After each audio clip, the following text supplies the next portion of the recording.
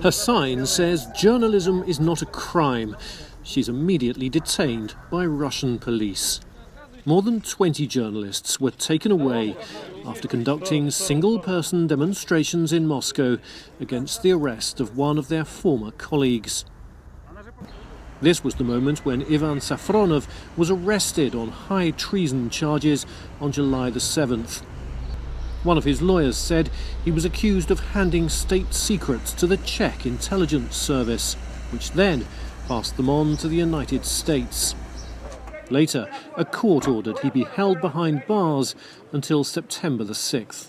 Решение суда, сегодняшнее постановление Лефортовского районного суда, мы, как сторона защиты, считаем необоснованным, незаконным. Безусловно, мы будем обжаловать в установленный законом срок. For 2 months, Safronov had been an advisor to the head of Russia's space agency, Roscosmos, which issued a statement saying his arrest was not connected to his work there.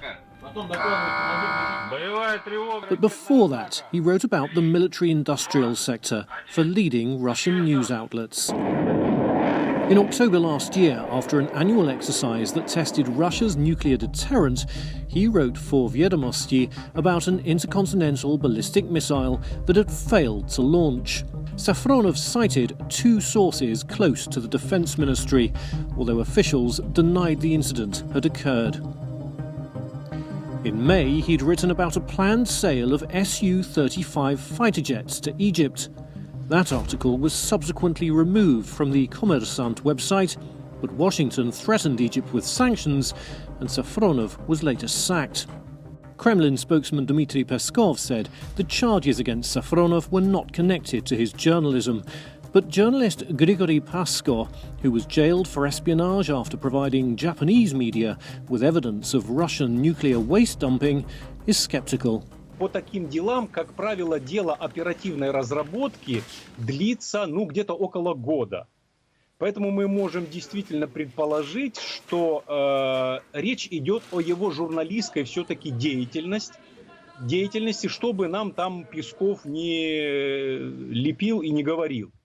Safronov's case comes amid ongoing concerns about press freedom in Russia. Last year, street protests followed the arrest of an investigative reporter on drug charges. He said the drugs were planted on him and the charges were later dropped. More recently, on July the 6th this year, Svetlana Prokopieva, a freelance contributor to RFERL, was fined for justifying terrorism in a commentary about a suicide bombing. She strongly proclaimed her innocence to the court.